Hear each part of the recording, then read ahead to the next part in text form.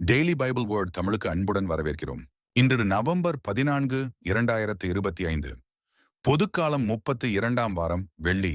மானிட மகன் வெளிப்படும் நாளிலும் அப்படியே நடக்கும். லூக்கா எழுதிய தூய நற்செய்தியிலிருந்து வாசகம்.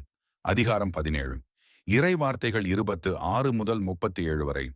அக்காலத்தில் இயேசு தம் சீடர்களுக்கு கூறியது, நோவாவின் காலத்தில் நடந்தது போலவே மானிட மகனுடைய காலத்திலும் நடக்கும்.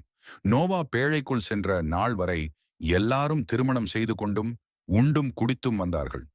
வெள்ளப்பெருக்கு வந்து அவர்கள் அனைவரையும் அழித்தது. அவ்வாறே லோத்தின் காலத்திலும் நடந்தது. மக்கள் உண்டார்கள், குடித்தார்கள், வாங்கினார்கள், விற்றார்கள், நட்டார்கள், கட்டினார்கள். லோத்து சோதோமை விட்டு போன நாளில் விண்ணிலிருந்து பெய்த தீயும் கந்தகமும் எல்லாரையும் அழித்தன. மானிட மகன் வெளிப்படும் நாளிலும் அப்படியே நடக்கும். அந்நாளில் வீட்டின் மேல்தளத்தில் இருப்பவர் வீட்டில் உள்ள தம் பொருள்களை எடுக்க கீழே இறங்க வேண்டாம். அதுபோலவே வயலில் இருப்பவர் திரும்பி வர வேண்டாம். லோத்தின் மனைவியை நினைத்துக் கொள்ளுங்கள். தம் உயிரை காக்க வழி தேடுவோர் அதை இழந்து விடுவர். தம் உயிரை இழப்பவரோ அதை காத்துக்கொள்வர். நான் உங்களுக்கு சொல்கிறேன், அந்த இரவில் ஒரே கட்டிலில் இருவர் படுத்திருப்பர்.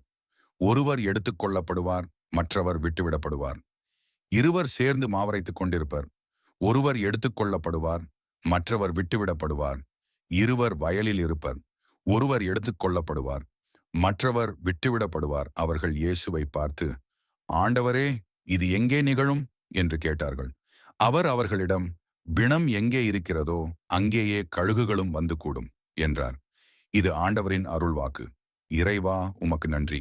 தினசரி நற்செய்தி வார்த்தைகளுக்கு daily Bible words Tamil channel subscribe பண்ணுங்க. இந்த வீடியோவை லைக் செய்யவும், ஆமேன் என்ற வார்த்தையை பதிவு செய்யவும் மற்றும் உங்கள் நண்பர்கள் மற்றும் குடும்பத்தினருடன் பகிர்ந்து கொள்ளுங்கள். கடவுள் உங்களை ஆசீர்வதிப்பாராக. ஆமேன்.